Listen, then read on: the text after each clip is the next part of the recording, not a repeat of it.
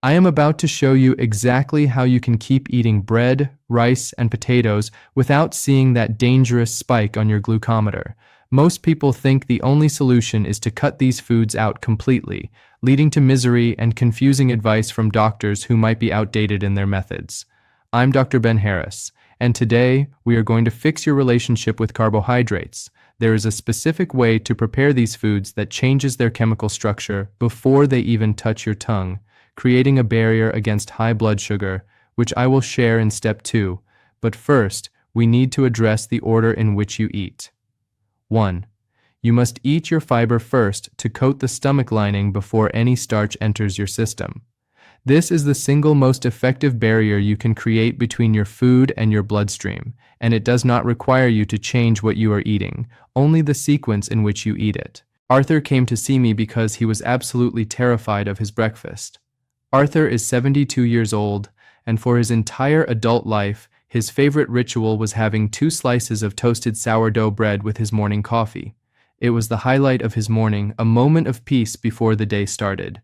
However, after being diagnosed with prediabetes and seeing his numbers creep up, his general practitioner told him he had to stop eating bread entirely.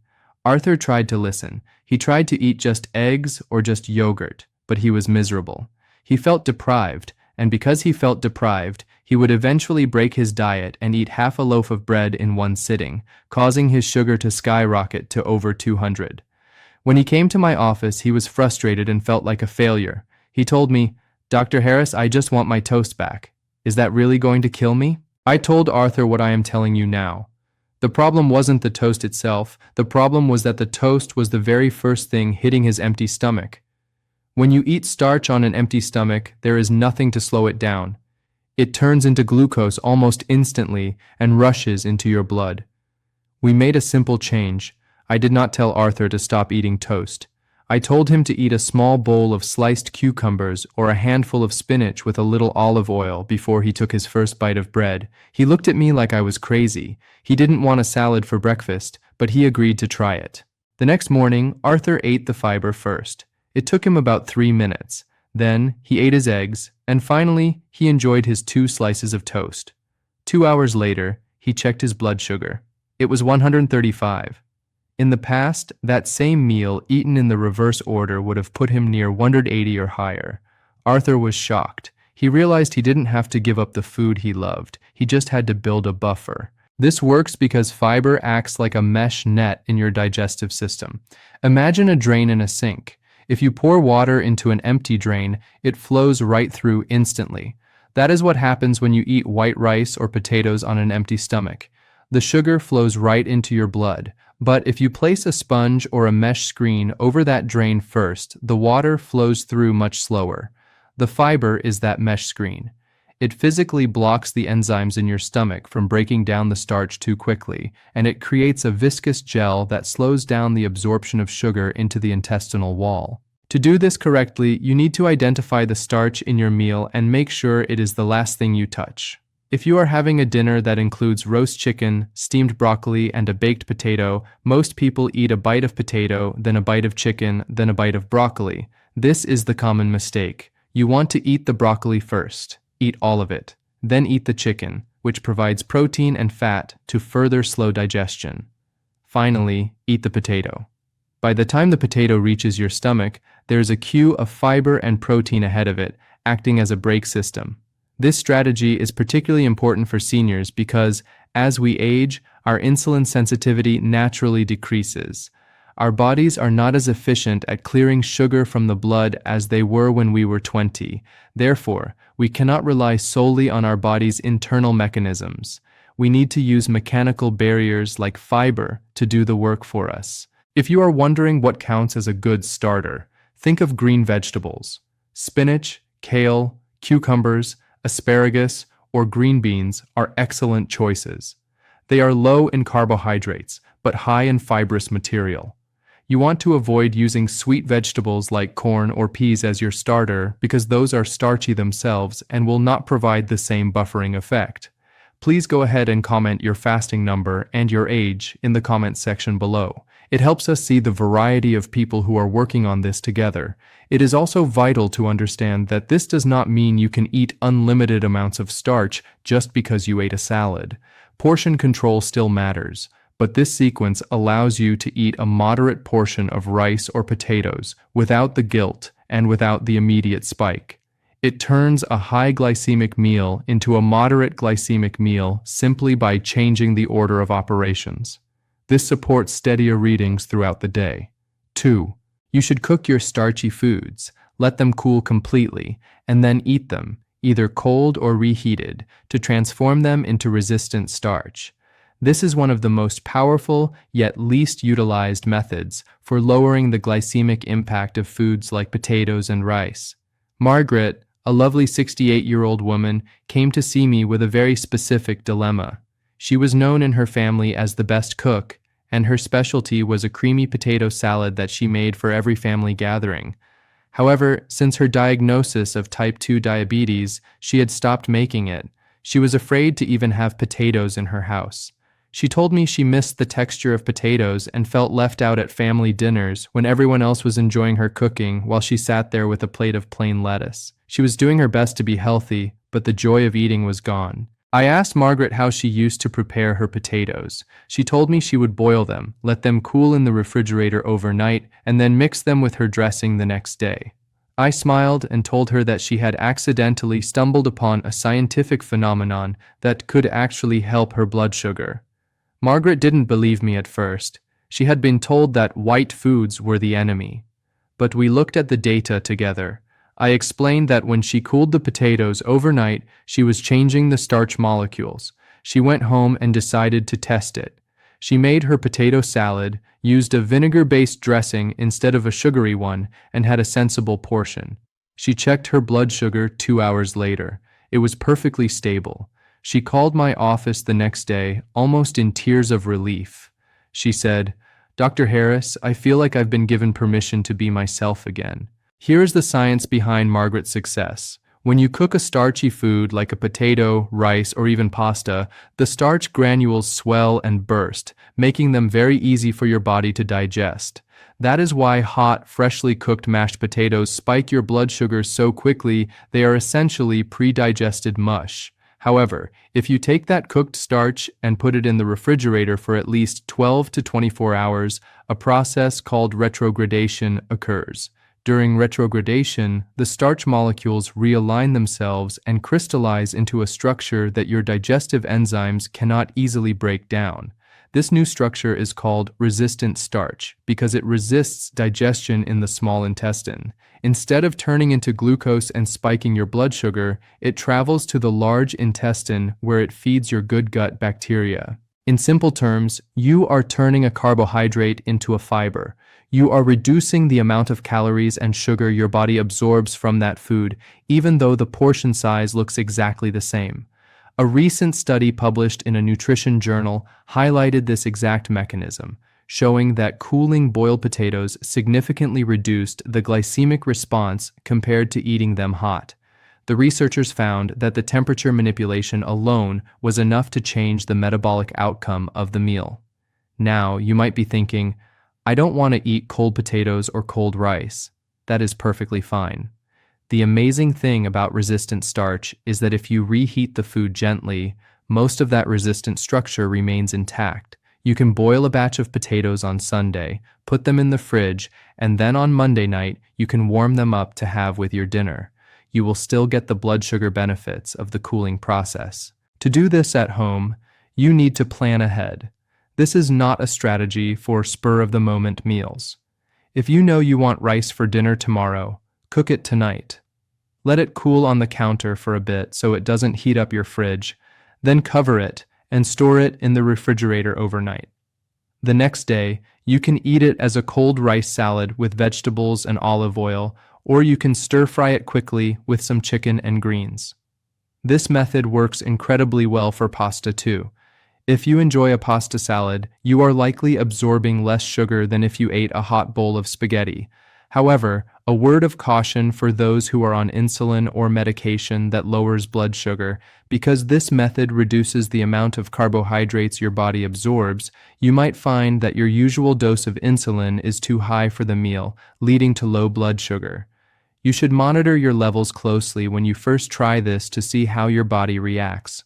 This is easy on the joints because it requires meal prepping, which often means less cooking during the week. You cook once and you eat 2 or 3 times, which saves energy and effort in the kitchen. For the best results, try to use waxy potatoes like red potatoes or fingerlings rather than large russet potatoes, as they tend to hold their shape better and may form resistant starch more effectively. But any potato will benefit from this cooling process. It is a simple kitchen hack that uses temperature as a tool to protect your health. This supports steadier readings and better gut health simultaneously. 3. Add an acidic element like vinegar or lemon juice to your starchy meal, or drink a small amount beforehand to slow down the enzyme responsible for breaking down sugar. This is a culinary trick that has been used for centuries in various cultures, often without realizing the medical benefit. But for a senior managing blood sugar, it is a powerful lever. David, a 75-year-old retired engineer, was very analytical about his health. He kept detailed spreadsheets of his blood sugar numbers. He noticed a pattern. Whenever he ate his wife's chicken and rice casserole, his numbers would spike, even if he kept the portion small. He loved rice. It was a staple food for him growing up, and the idea of cutting it out completely felt wrong. He had tried eating brown rice, but he didn't like the texture and found it upset his digestion. When David showed me his spreadsheets, I noticed he rarely had anything acidic with his meals. His diet was very savory and neutral. I suggested an experiment. I asked him to take 1 tablespoon of apple cider vinegar, mix it into a tall glass of water, and drink it about 10 to 15 minutes before he sat down for his chicken and rice dinner. David was skeptical. He thought it sounded like an old wives' tale. But being an engineer, he loved to test variables. He tried it that very evening. He mixed the vinegar, drank it, making a bit of a face at the taste, and then ate his usual portion of casserole. The next time I saw David, he brought his spreadsheet with a new column highlighted in yellow. On the days he used the vinegar, his post-meal blood sugar spike was significantly lower, sometimes by as much as 20 to 30 points. He was fascinated. He said, "Dr. Harris, it's just vinegar. How is it doing that?" The secret lies in acetic acid. Vinegar, whether it is apple cider vinegar, white vinegar, or red wine vinegar, contains acetic acid. This acid interacts with an enzyme in your saliva and stomach called alpha amylase. Alpha amylase is the enzyme responsible for chopping up long chains of starch into individual glucose molecules. Imagine the enzyme is a pair of scissors, cutting up a long string of pearls, the starch, into single pearls, the sugar, so your body can absorb them. Acetic acid acts like a temporary rust on those scissors. It slows the enzyme down. Instead of chopping the starch up rapidly, the enzyme works much slower. This means the glucose is released into your bloodstream at a trickle rather than a flood. Furthermore, acetic acid has been shown to improve insulin sensitivity in skeletal muscle. This means it not only slows down the digestion of the food, but also helps your muscles take up the sugar that does enter the blood more efficiently. If you cannot stomach the idea of drinking vinegar and water, you can incorporate it into the meal itself. This is often more palatable and just as effective. You can make a dressing with olive oil and a generous amount of vinegar and pour it over your salad, or even drizzle it over the cooked vegetables you are eating with your starch. Lemon juice works in a similar way, although vinegar tends to be slightly more potent in studies. There is a right way and a wrong way to do this. The wrong way is to drink undiluted vinegar straight from the spoon. Do not do this.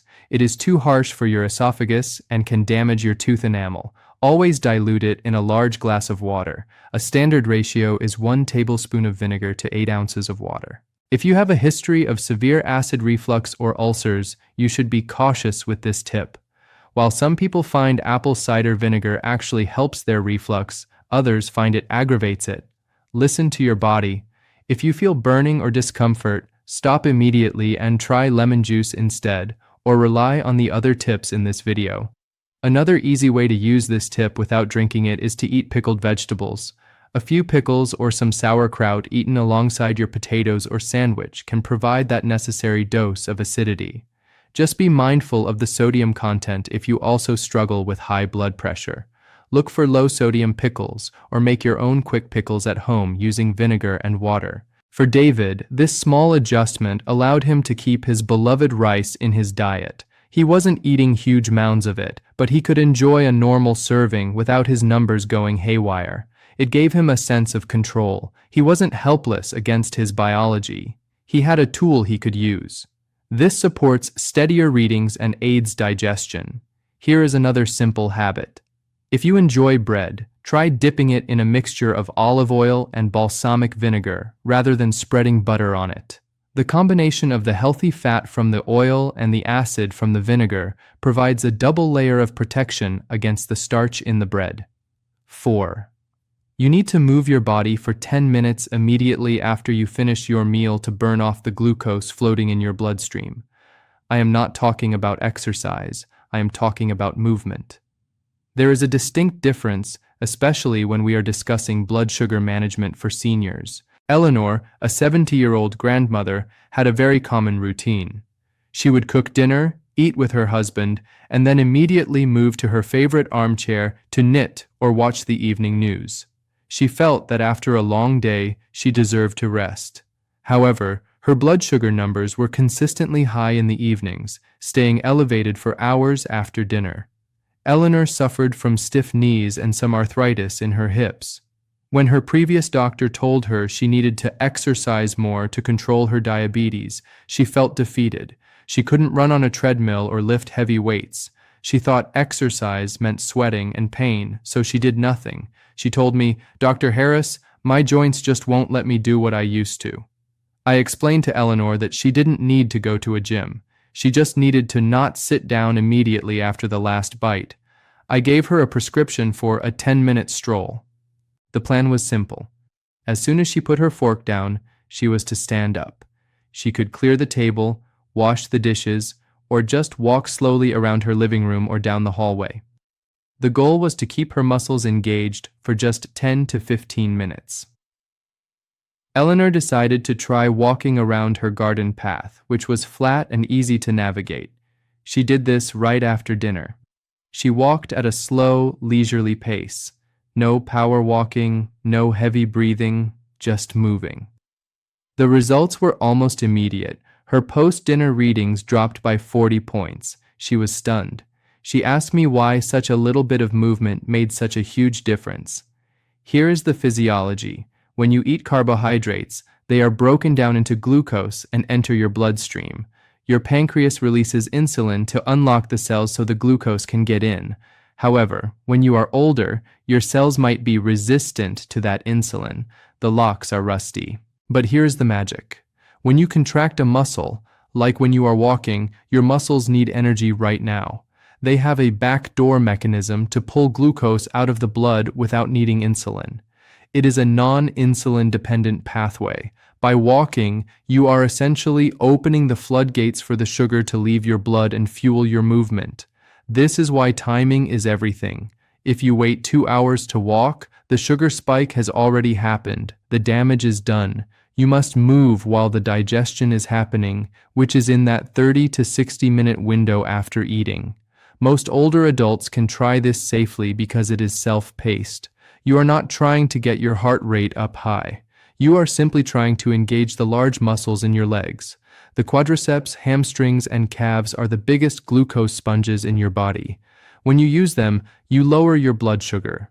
For Eleanor, the 10-minute walk became a lovely ritual. She noticed her stiffness actually improved because she was keeping her joints lubricated rather than letting them seize up in the chair. It also helped her digestion, reducing the bloating she used to feel after meals.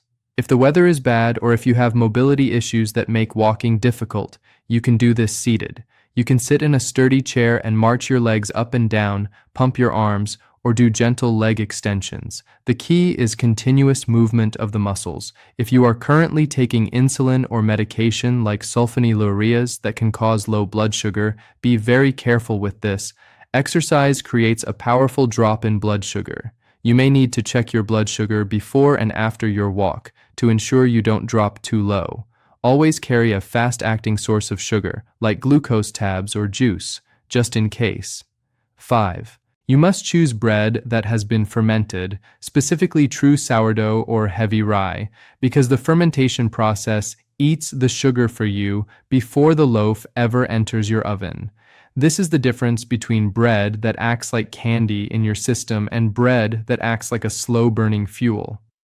Sam came to my office looking defeated. At 66, Sam was a man of simple pleasures.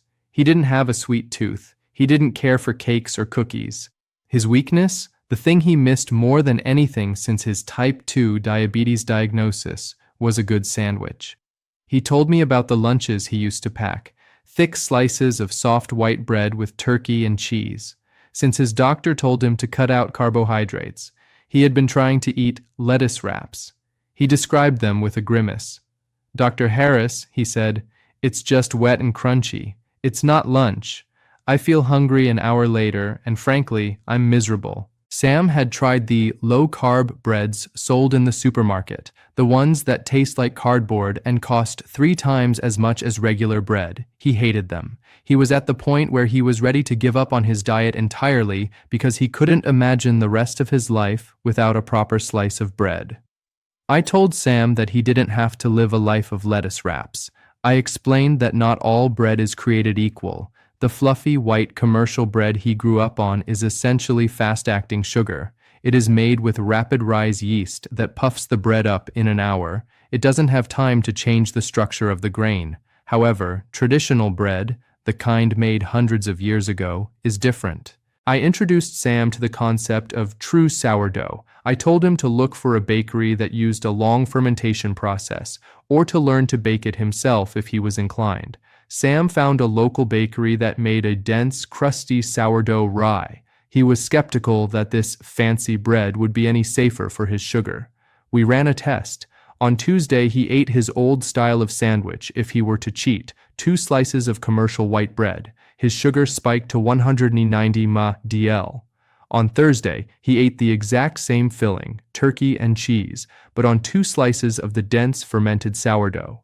He checked his sugar 2 hours later. It was 142 mg/dl.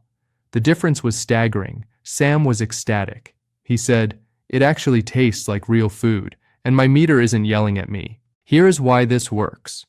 In commercial bread making, the goal is speed. Manufacturers use strong yeast to make the dough rise as fast as possible. The starch remains fully intact. When you eat it, your body breaks that starch down into glucose rapidly. Sourdough is different. It relies on wild yeast and lactic acid bacteria. The dough is left to rise, ferment, for anywhere from 12 to 36 hours. During this long waiting period, the bacteria in the dough are actually feeding on the carbohydrates. They are pre-digesting the starch and the gluten. They convert the starch into lactic acid, which is what gives sourdough its distinctive tang. Because the bacteria have already consumed a portion of the sugar, there is less of it left for you to absorb.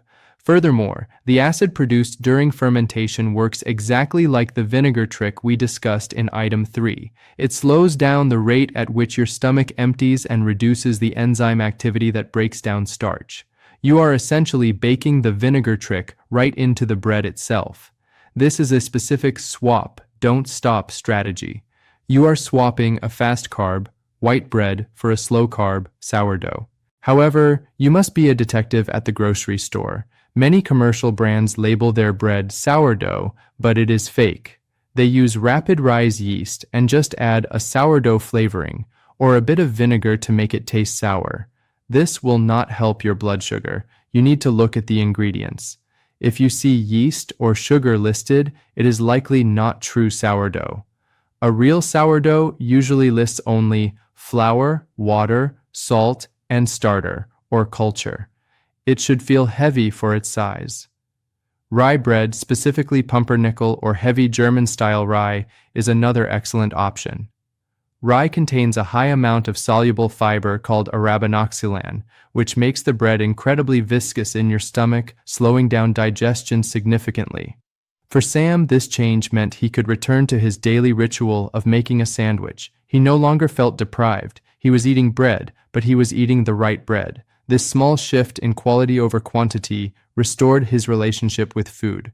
If you are gluten sensitive, be aware that while the fermentation breaks down some gluten, sourdough is not gluten-free. If you have celiac disease, you must avoid wheat entirely. But for many seniors who just feel bloated after regular bread, sourdough is often much easier to digest. This supports steadier readings and a happier daily routine. 6. Never eat a carbohydrate naked. Always dress it with healthy fats to put a mechanical brake on your digestion. This is the most delicious way to lower your blood sugar response because it involves adding flavor and richness to your meals rather than taking things away. Fatima, a 71-year-old woman originally from the Mediterranean, came to me with a very common misconception. For years, she had been told that to be healthy and manage her weight, she had to cut out fat. She was eating dry toast in the morning. She was steaming her vegetables with no oil. She was eating plain baked potatoes. Despite this clean eating, her blood sugar was erratic, spiking high after meals and crashing later, leaving her tired and shaky. Fatima told me, "Dr. Harris, I am doing everything right. I don't eat butter, I don't eat oil, I don't eat cheese. Why is my sugar still high?" I explained to Fatima that by removing the fat, she was essentially removing the safety buffer. When she ate dry toast, there was nothing to stop the bread from turning into sugar instantly.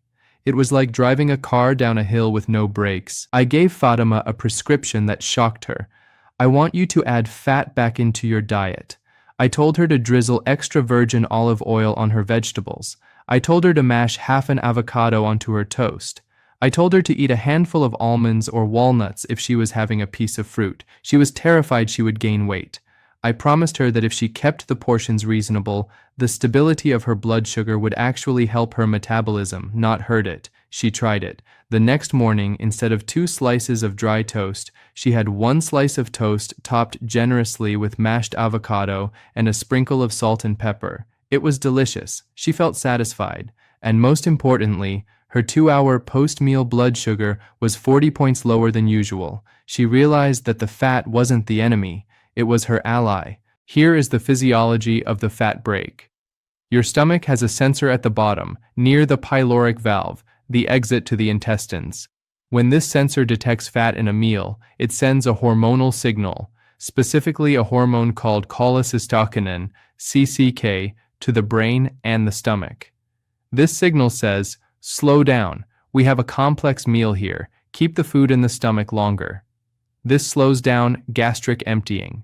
Instead of dumping the contents of your stomach into your intestines all at once, your stomach releases tiny amounts at a time. This means the sugar enters your bloodstream in a slow, steady trickle, which your body can easily handle rather than a sudden wave that overwhelms your system. Think of it like a crowded room trying to exit through a single door.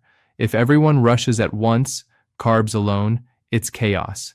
If you have a security guard, fat, letting people through one by one, it is orderly and safe. You must choose the right fats. We are talking about liquid gold, extra virgin olive oil, avocado oil, nut oils. We are talking about whole food fats, avocados, nuts, seeds, olives. You want to avoid highly processed vegetable oils like corn or soybean oil, which can be inflammatory. And, of course, as per our rules, we avoid prohibited fats like bacon grease or lard. For a senior, this is also crucial for nutrient absorption. Vitamins A, D, E, and K are fat-soluble. This means if you eat a plain sweet potato, which has vitamin A, without any fat, you absorb almost none of the vitamin. By adding a drizzle of olive oil, you not only lower the blood sugar spike, you also unlock the vitamins. Practical ways to use this lever. If you are having rice, stir in a tablespoon of olive oil, or serve it with a side of fatty fish like salmon. If you are having a potato, do not eat it plain. Top it with olive oil and herbs, or perhaps a dollop of full-fat Greek yogurt, which adds protein and fat. If you are having an apple for a snack, eat it with a slice of cheese or a handful of walnuts. Fatima found that not only did her blood sugar improve, but her energy levels stabilized. She wasn't crashing 2 hours after breakfast anymore. She felt full for longer, which actually stopped her from snacking on junk food later in the day. She learned that a smaller portion of delicious, rich food was far more satisfying than a large portion of dry, bland food. Be cautious if you have gallbladder issues, as a sudden increase in fat can sometimes cause discomfort. Start slowly. You don't need to drown your food. A tablespoon or two is usually sufficient to get the braking effect. This supports steadier readings and better nutrient absorption. 7.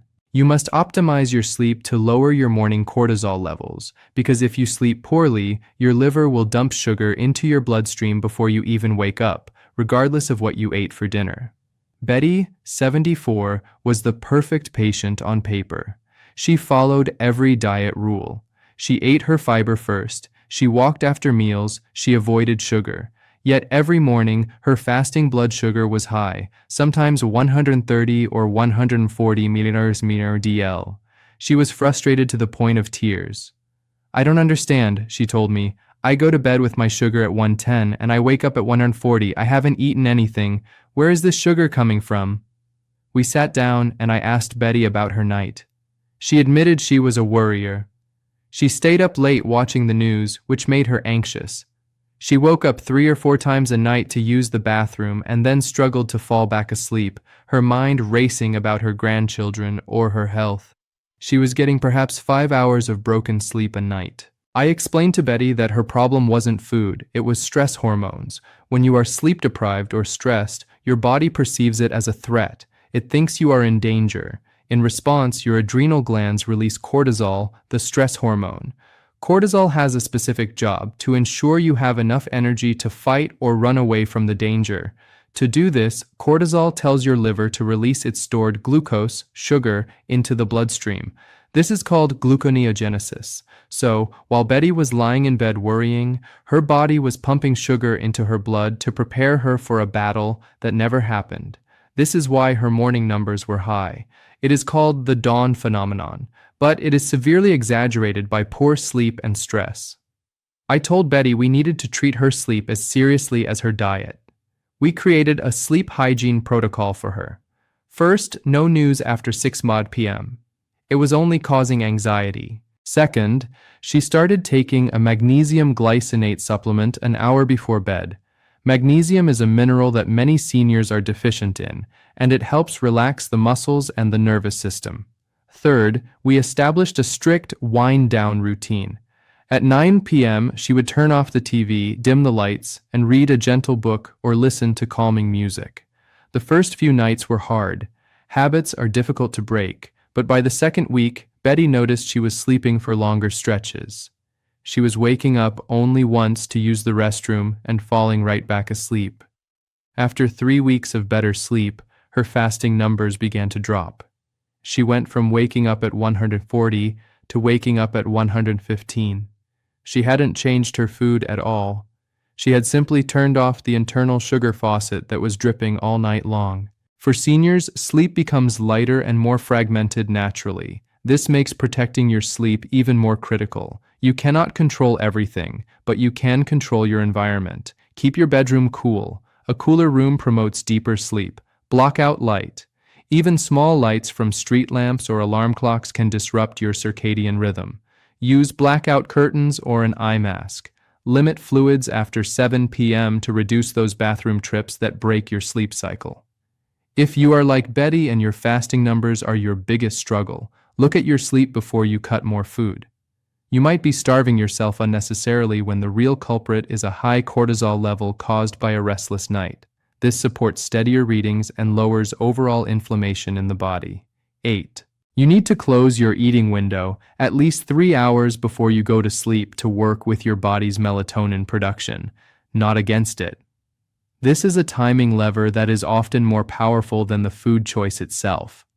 Robert, a 69-year-old retired truck driver, had a lifelong habit of eating late. For years on the road, he would drive late and eat a heavy diner meal at 9 or 10 p.m. before sleeping.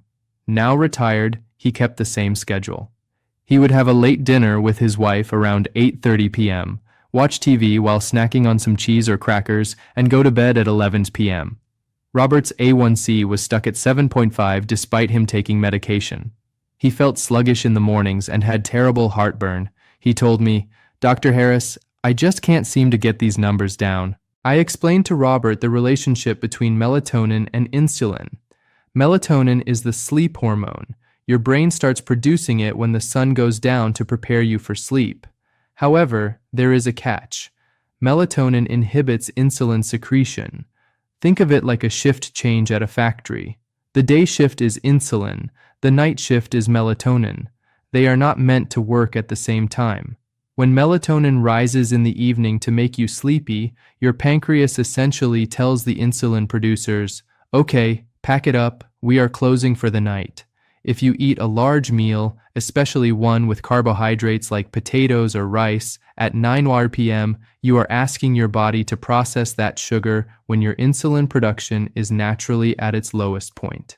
Your pancreas is tired. It cannot clear that sugar efficiently. So, the sugar stays in your blood all night long, damaging your blood vessels and nerves while you sleep. I asked Robert to try a time-restricted experiment. I wanted him to finish his last bite of food by 7 p.m. No late snacks, no cheese by the TV, just water or herbal tea after 7 p.m.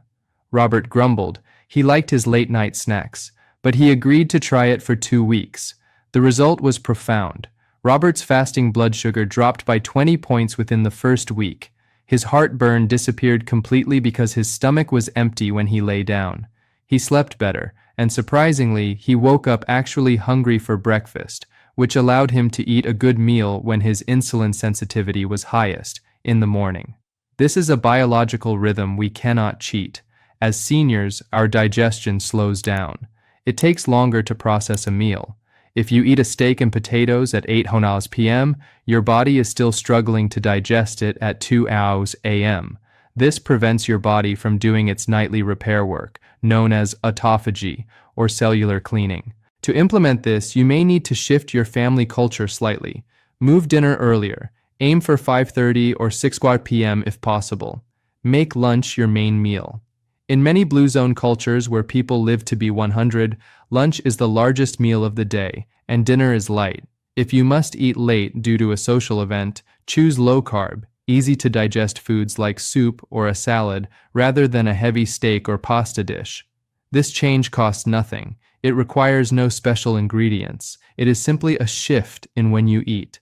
For Robert, it was the missing piece of the puzzle. He realized that by eating late, he was fighting his own biology. By eating early, he was riding the wave of his natural hormones. This supports steadier readings and dramatically improves acid reflux. 9. You must utilize the spice cabinet secret, specifically utilizing Ceylon cinnamon to trick your cells into accepting sugar more readily. This is a potent biochemical mimicry where a common kitchen spice acts similarly to insulin in the body. George, a 73-year-old retired school principal, loved his morning oatmeal. It was a habit he had kept for 40 years. He made it with water, a pinch of salt, and a little milk. He thought it was the heart-healthy choice.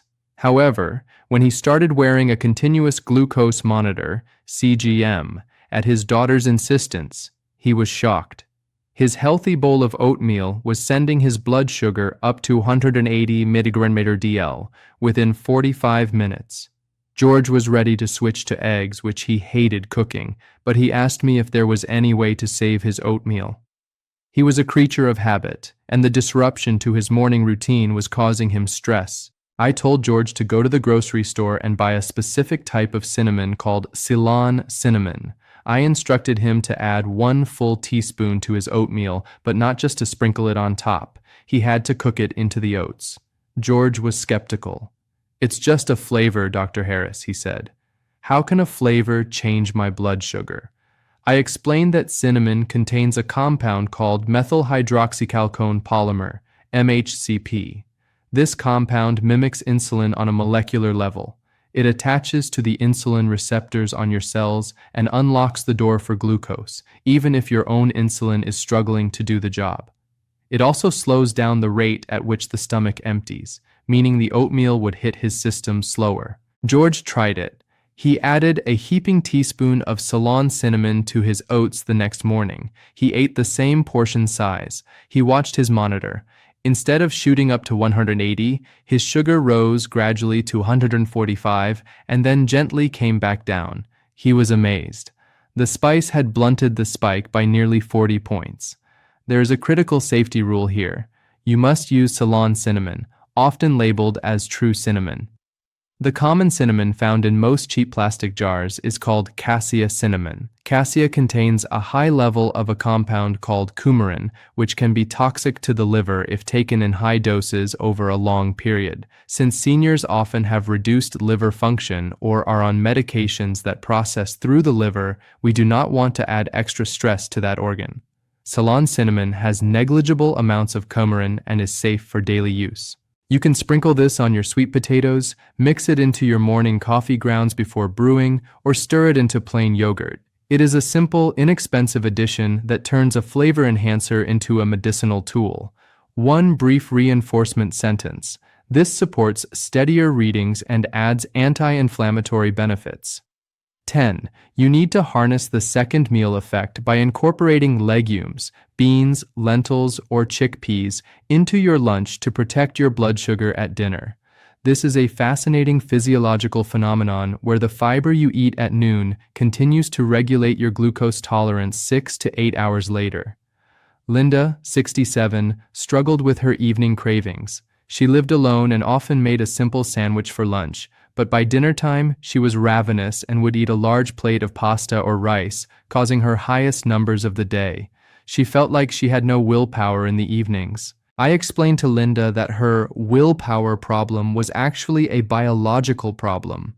Her lunch was burning off too fast, leaving her with a blood sugar crash in the late afternoon that triggered the evening binge. I asked Linda to try an experiment. I wanted her to add just half a cup of lentils or black beans to her lunch.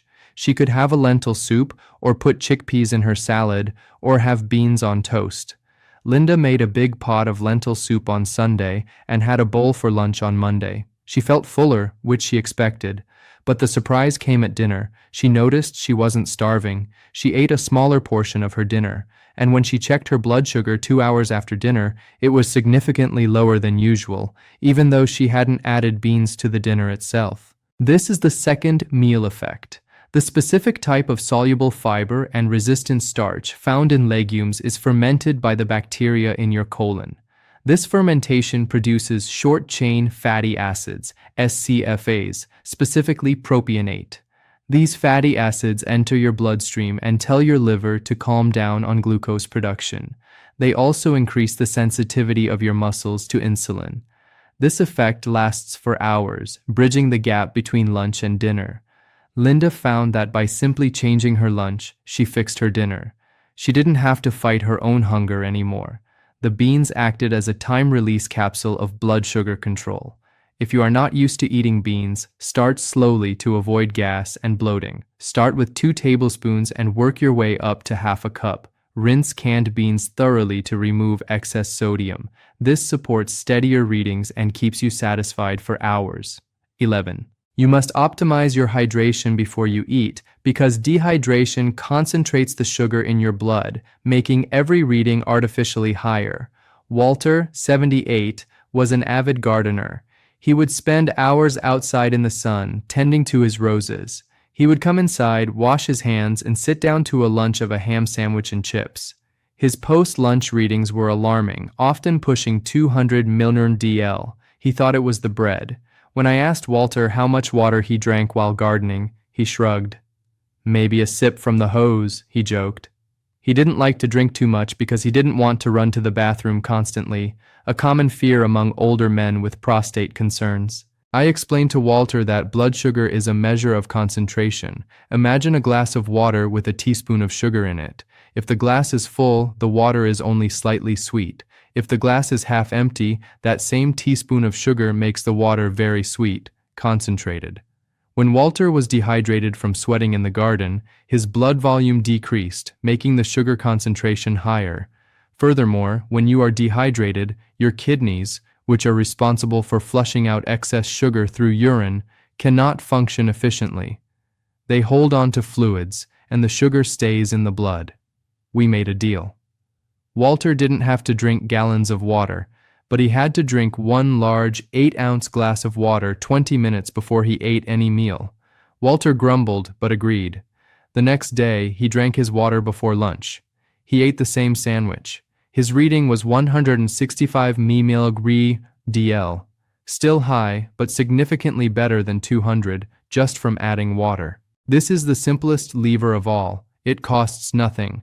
By drinking water before the meal, you are also physically filling the stomach, which can help you feel full faster, leading to naturally smaller portions. If you have congestive heart failure or kidney disease and are on a fluid restriction from your cardiologist, please follow their advice over mine. But for the average senior, dehydration is a silent driver of high blood sugar. This supports steadier readings and protects kidney function. 12. You must shift your nervous system from fight or flight to rest and digest before you take your first bite, using a specific breathing technique. Nancy, 70, was a busybody. She was always cleaning, organizing, or rushing to volunteer events. She ate her meals standing up at the kitchen counter, or while talking on the phone, or while making a grocery list.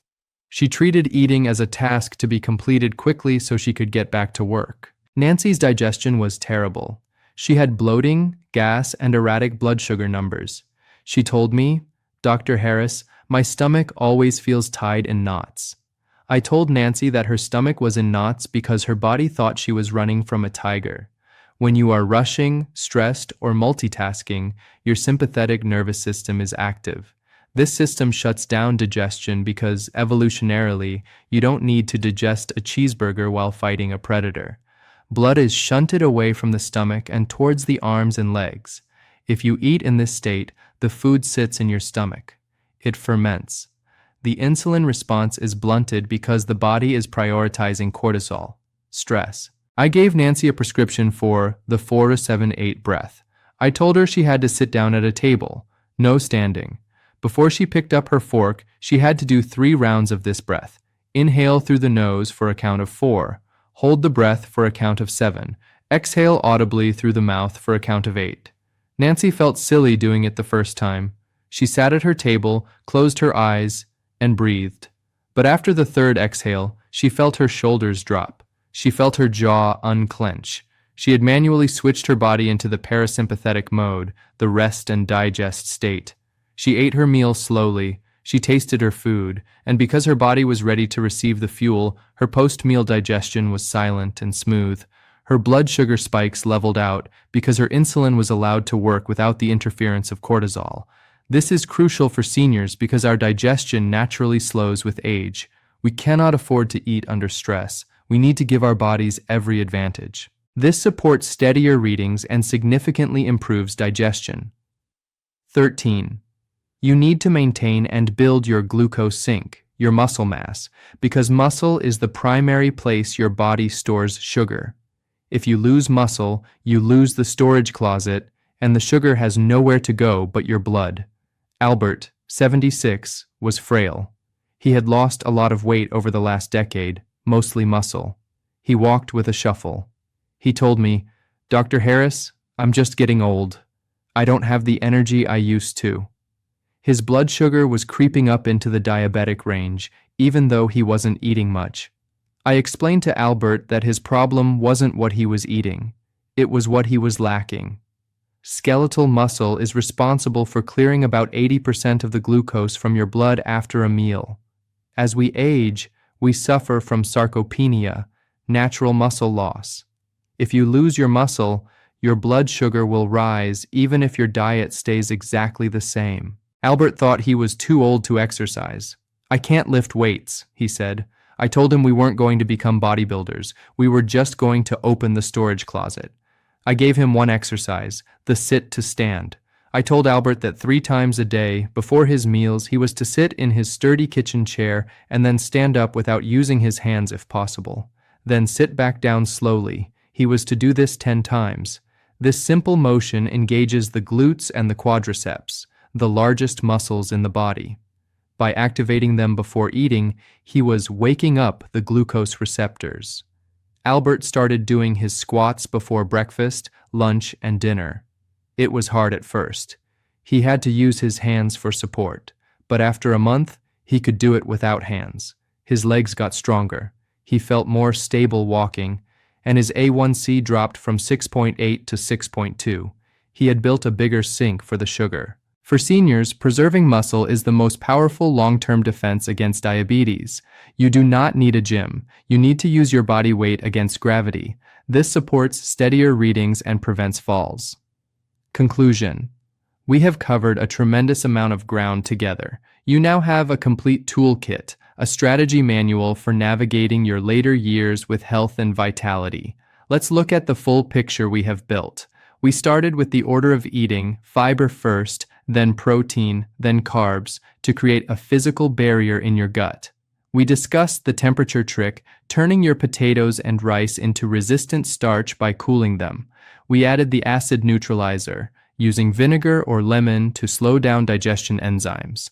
We implemented the 10-minute walk to use your muscles as an immediate sponge for sugar.